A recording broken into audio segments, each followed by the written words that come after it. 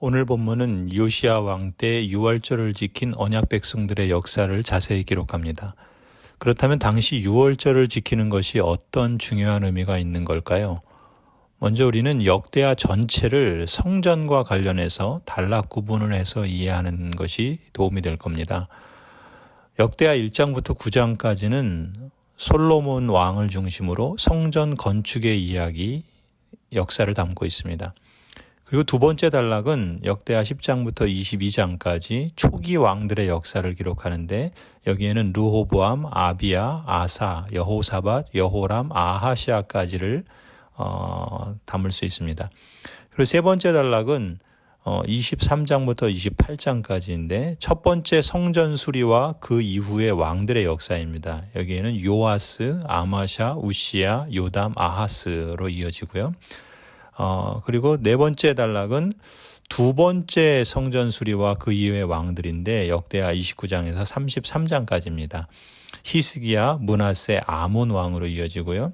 그리고 다섯 번째 단락은 34장부터 36장까지로 세 번째 성전 수리와 또 왕들인데 요시야, 여호아스, 여호야김, 여호야긴, 시드기야 마지막 왕들이죠.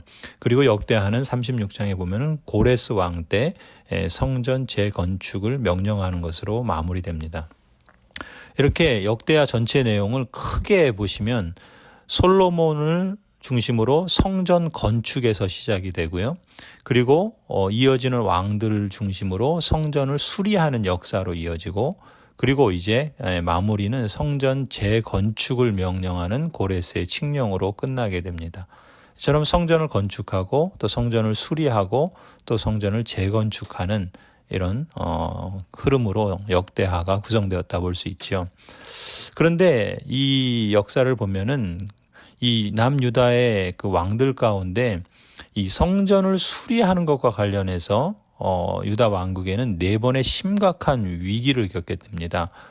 처음 세 번의 경우는 아하시아 왕 때이고 또 아하스 왕 때, 아몬 왕 때인데 이 세 왕 때 유다 왕국은 거의 멸망에 이를 정도의 위기를 겪습니다.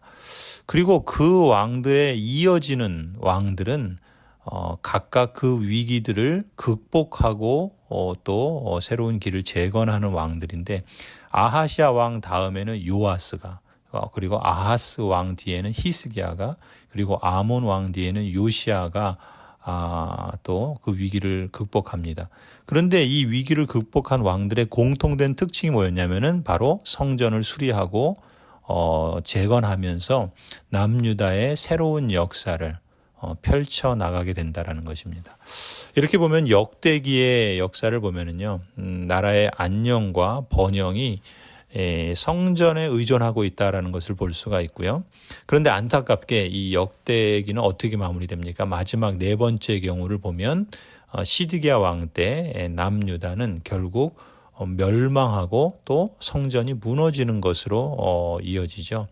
물론 역대하의 마지막 이야기는 이제 고레스의 칙령에 의해서 완전히 무너진 성전을 재건축하라는 명령으로 마무리됩니다. 그래서 멸망할 것 같았던 유다의 언약 백성들이 다시금 성전을 재건축하면서 하나님의 언약 백성이 다시 하나님의 은혜로 번영할 수 있다는 소망의 이야기로 역대하는 마무리됩니다.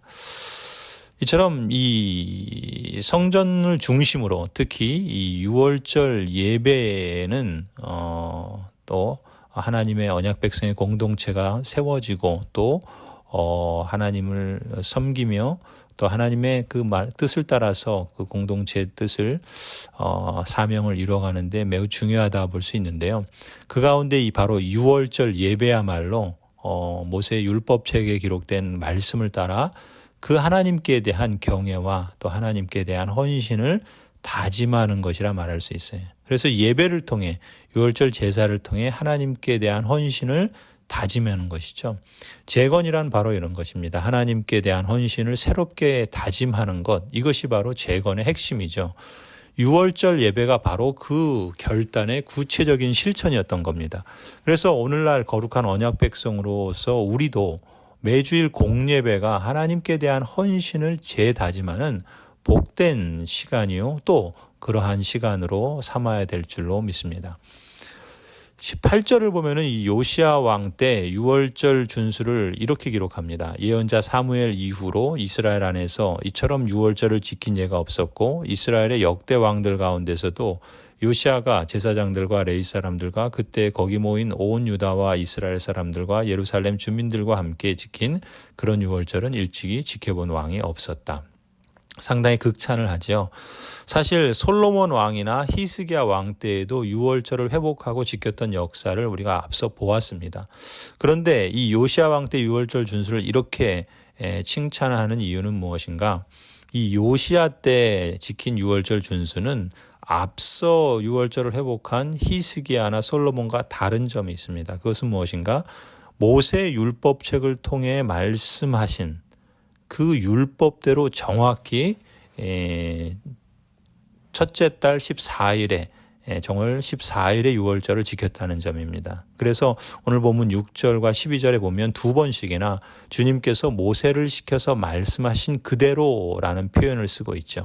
또 다윗과 솔로몬이 이 글로써 지시한 것을 준행했다라는 표현이 4절에도 있고 13절에 보면 규례대로 지켰다 이런 표현을 쓰는 것을 볼 수 있습니다. 여기서 우리는 말씀을 가까이 하는 사람은 말씀을 주신 분을 더 가까이 그리고 더 온전히 예배하려 한다라는 것을 볼 수 있습니다. 그러니까 성경 말씀을 진정 하나님의 말씀되게 하는 성도는 하나님의 하나님 되심을 온전히 예배하고자 한다라는 것이죠. 이것이 바람직하고 또 하나님이 기뻐하시는 모습입니다. 가령 우리가 매일 성경 일용할 양식을 통해서 매일 하나님의 말씀을 만나고 또 주일 공예배뿐만 아니라 일상생활에서 하나님을 온전히 예배하고 또 하나님의 하나님 되시는 놀라운 변화의 능력들을 우리의 삶에서 이어갈 때 하나님께서 우리에게 주시는 그러한 복들이 충만하리라 믿습니다. 이 요시야 때 또 우리가 주목할 점은 히스기야 때와 다른 독특한 점은 무엇인가? 레위 사람들에게 말씀을 따라 새로운 임무를 맡겼다는 점을 들 수 있어요. 30장 3절을 보면은 히스기야 경우에는 성결하게 한 제사장이 부족하고 또 백성도 예루살렘에 다 충분히 모이지 못하였기 때문에 그 정한 때에 유월절을 지킬 수 없었습니다. 그런데 요시야 왕 때는 사람들의 역할을 적절히 배분을 합니다. 그리고 지도자들도 솔선해서 움직이고 모든 백성들도 함께 거기에 뒤따라서 풍성한 재물을 마련하고 또 어떤 차질도 없이 만전의 준비를 다해서 유월절을 지키죠. 그래서 누구 하나 방관하는 사람 없이 모두 함께 동참하는 것을 볼 수 있어요. 그래서 본문 10절 이후에 보면 레위인과 제사장들은 번제물을 잡고 또 희생제사를 인도하고 백성에게 나누어 줍니다. 또 문지기는 각각 제자리에 서 있고 또 레위인으로 구성된 찬양대는 악기 연주와 노래로 동참을 하고 이렇게 지도자들과 백성들이 철두철미하게 준비하고 또 모든 지도자 백성들이 한마음이 되어서 온 힘을 다해 유월절 예배를 드림으로 그 어느 때보다 성대하고 또 온전하게 유월절을 지켰던 것이죠. 하나님의 언약 백성에게 예배는 그야말로 영적 발전소라고 할 수 있습니다. 몸으로 말하면 심장과 같은 것이죠. 온 교회 지도자와 성도들이 각기 맡은 역할을 따라서 예배를 철저히 준비하고 또 모두가 다 함께 한 마음으로 온 힘을 다해 예배드릴 때 영적 생명력이 그 교회 안에 왕성하게 되고 몸이 살고 교회가 사는 것이죠. 우리가 드리는 예배가 가정에서 예배를 드리든 예배당에서 드리든 또 주일 공예배이든 일상생활에서 드리는 생활 예배이든 마음과 힘을 다해 드리는 예배, 각자 맡은 역할에 따라 세심한 것까지 준비하여 드리는 예배, 또 모두가 함께 동참하는 예배가 되기를 힘써야 할 줄로 믿습니다. 우리가 이를 위해 기도하고 또 마음을 모아 함께 실천해야 한다 봅니다. 언약에 신실하신 하나님께서 우리가 이렇게 하나님을 온전하고 또 마음을 다해 예배하고 또 하나님께 헌신을 다짐한다면 하나님께서는 우리 예배를 기뻐 받으실 뿐만 아니라 우리 심령과 또 우리 가정들과 또 우리 생업들 위에 또 우리 교회 위에 하나님으로 말미암는 진정한 기쁨과 또 생명력을 풍성하게 주실 줄 믿습니다. 아멘.